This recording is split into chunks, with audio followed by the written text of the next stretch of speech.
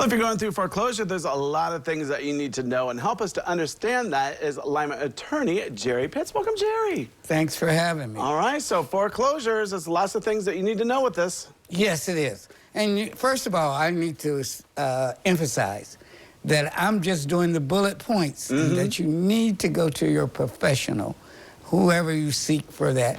There's nonprofit professionals that deal in housing, such as HUD, and there's professionals. Be careful of those professionals in a sense, because that you could spend a lot more money than may be necessary. Okay. But if we want to talk about what is foreclosure, if foreclosure occurs when real property is sold to satisfy an unpaid debt. Now, what happens is a lot of people, especially the renters, now this is something the renter's going to need to understand, is it can still happen to you.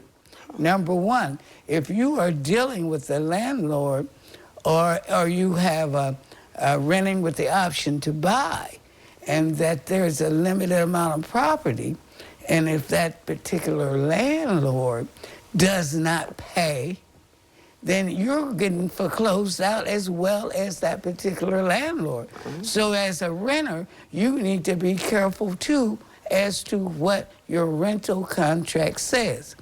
In particular, if you're a renter with the option to buy, you need to get in your contract, it says that you are able to contact whatever mortgage company they go to be assured that it's getting paid. Otherwise, you're going to be a paperless person or unknown, and you may wake up and you got 2 months to get out. Now, you may have a redress with that particular landlord, but what good is that going to do if they're being foreclosed on a lot of things? Now, other things to watch out for as to the homeowners.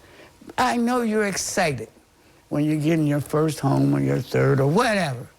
Thing to do is not sign that paper right away. Take those documents to a professional and have them reviewed as to what kind of payments. If the payments are behind, what happens then? What happens with the interest? Does it balloon payments?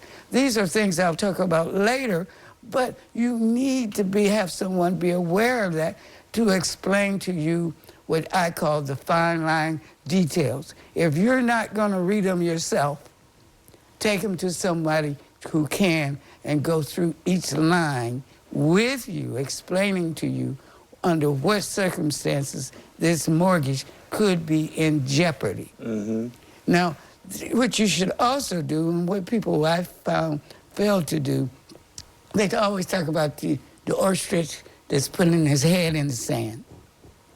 You know you done missed maybe 2 payments. The papers come, don't just throw them on the table and walk away, because that's not going to help your problem.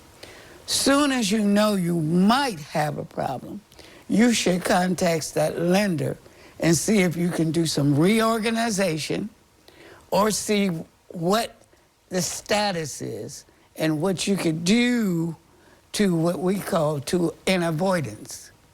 Because the avoidance of the foreclosure does you better than anything else. Now, I said contact the lender immediately. They'll appreciate that. But if they feel they're getting ignored, that's when the trouble comes. Like you get the 10-day letter and all this stuff, and now you're panicking. You're panicking. But what people also don't understand, they say, well, I pay my mortgage, but the tax issues come up too. That could lead you into foreclosure. There's a lot of other things other than not paying the mortgage that could lead you into that situation. Yeah, there's a lot to know here and to figure out, Jerry. And I think we're going to have to do a round 2 on this. That's what I'm saying. Yeah, because I want to point out some other things that I think people should know. Yeah. But I'm happy for those who get that first house. But before you sign any documents, make sure it's railway. All right. Well, thanks for coming on, Jerry. Appreciate it. Thanks for having me. All right. Well, don't go away, because medical news is coming up next.